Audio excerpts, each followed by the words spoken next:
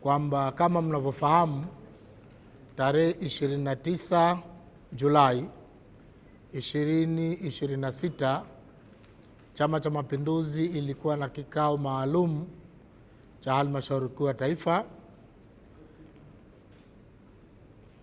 Kikao kile kilifanyika Zanzibar, Ikulu za Tunguu, ama tunasema Ikulu ndogo Tunguu, na kikao kile kilikuwa na ajenda mbalimbali ambazo tayari Katibu wa NEC Kenan ameshazungumza hapa. Lakini moja kati ya ajenda iliyokuwepo katika kikao kile, sisi tunasema mengineo, lakini kwa idhini ya mwenyekiti, tukana ajenda ya mwenyekiti wa chama, na ajenda ile ilihusisha mabadiliko madogo ya sekretarieti ya Halmashauri Kuu ya Taifa. Kama mnavyofahamu kwamba Halmashauri Kuu ndicho chombo cha mwisho cha uteuzi wa katibu mkuu ama wakuu wa idara.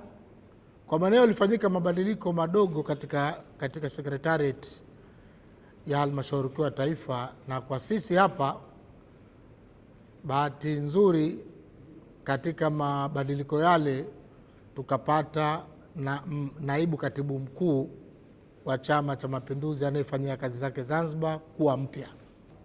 Tunatarajia kesho kutwa tutakuwa na mapokezi, itakuwa tarehe 5, tutakuwa na mapokezi ya naibu katibu mkuu ndugu Abdi Mahmud Abdi hapa Zanzibar, na utaratibu wake utakuwa kama ifuatavyo. Tunatarajia kwamba naibu katibu mkuu ataondokea ofisi za Umoja wa Vijana hapo Maisara, na ataambatana na wana CCM mbalimbali na makundi mbalimbali. Atatoka pale, atapitia njia hii ya Faya kujia Magereza, kushuka paka Miembeni na kuja paka Kachorora pale, atakuja zake moja kwa moja mpaka Kisonge hapo roundabout. Pale naibu katibu mkuu atashuka huko kote, atatembea na gari iliyokuwa ya wazi. Atafika hapo atashuka hapo. Sasa ataambatana na viongozi mbalimbali wa chama, wakiwemo wenyeviti wa mikoa, wenyeviti wa wilaya, wakuu wa idara za chama na viongozi wengine pamoja na wana CCM. Tutatembea pale kutoka kwa miguu sasa kuja zake paka ofisi kuu ya chama hapa Kiswandui, ambapo atakapofika kwenye lango kuu pale atatembea peke yake. Kumpa nafasi atavishwa skafu. Baada ya kuvishwa skafu pale ataingia ndani.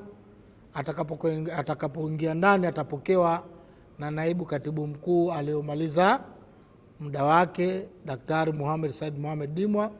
Baadaye ataambatana, atakwenda kwenye kaburi la hayati Mzee Karume, atasoma dua. Baadaye atarudi hapo, atazungumza na wana CCM watakaojitokeza katika viwanja vyetu. Baadaye tutaenda naye katika ukumbi wa sekretarieti juu kwa makabidhiano ya ofisi. Wananchi wajitokeze kwa wingi, wana CCM wapenzi, ili kuja kumlaki kiongozi wetu mpya ambaye anakuja zake sasa hapa ofisi kuu za chama Kiswandui. Lakini pia nitumie fursa hii kwamba kama mkuu wa idara ya itikadi na uenezi, sisi pia tunatoa pongezi zetu za dhati kwa naibu katibu mkuu ambaye aliyemaliza muda wake kwa kazi kubwa nzuri aliyoifanya, na nyinyi nyote mashahidi kwamba sio jambo dogo kusimamia utendaji wa chama kikubwa kama hichi. Chama kina mambo mengi, lakini kikubwa pia ametusaidia kutuvusha kwenye uchaguzi mkuu.